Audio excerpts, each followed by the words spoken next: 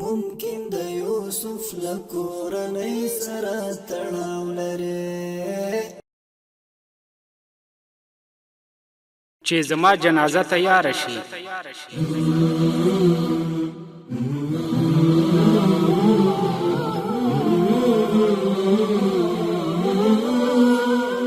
د مرګ پر راتلو خپه نه یم او نه هم په دې خفګان او باک کوم چې له مرګ وروسته به مې له جسد سره څه کیږي، ځکه له مرګ وروسته به مې مسلمانان ورونه دغه چارې ترسره کړي. جامې به راڅخه وباسي، غسل به راکړي، کفن به راواغوندي، له کوره به مې وباسي، خپل نوي ځای یعنې قبر ته به مې یوسي. ډیری خلک به خپل کارونه او ژمنې پرېږدي او زما جنازې ته به راشي، خو ډیری خلک به زما د نننۍ ورځې د نصیحت په هکله هیڅ فکر هم نه کوي. زما د کور شیان لکه لیکنې، کتابونه، بکسونه، بوټان، جامې او نور به له ما څخه پاتې شي. که چېرته زما د کورنۍ خلکو له ما سره ښه کول نو دا به خیرات کړي تر څو ما ته ګټه راورسوي. په ټینګار سره وایم چې نړۍ به زما پر مرګ هیڅ غمجنه نشي، ځکه هره ورځ زما په شان ډیر خلک له دې فاني نړۍ څخه د ابدي نړۍ په لور کوچیږي. نه به هم زما په مرګ سره د نړۍ کوم کاروبار ودرېږي، بلکې د خلکو اقتصادي چارې به همداسې روانې وي او زما په کارځای کې به زما پر ځای بل کس پر دنده وګمارل شي. شتمني به مې ورثو ته حلاله شي، خو د لږ او ډیر یعنې وړې او زرې حساب به یې له ما سره کیږي او هغه لومړنی شی چې زه یې د مرګ پر وخت له لاسه ورکوم هغه زما نوم دی.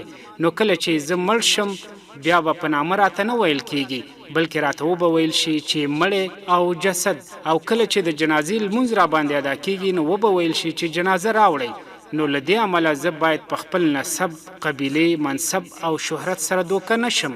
پس ای هغه انسانه چې اوس ژوندی یې، په دې پوه شه چې ستا پر مرګ به 3 ډوله خلک غمجن شي. لومړی هغه خلک چې تا سطحي یا لږ پیژني نو وبه وای دا خوار هم مړ شو.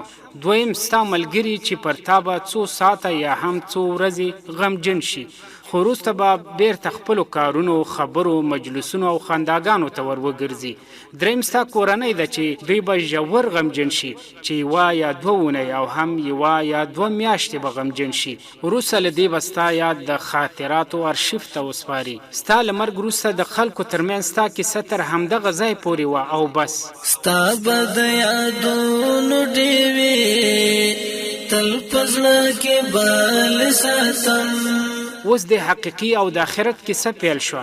هغه داسې چې ستا له مرګ وروسته به دغه څو شیان له تا څخه بیل شي: ښکلا، شتمني، روغتیا، میرمن او بچیان، کورنۍ او دوستان، ملګري او همکاران، کورونه او ماڼۍ.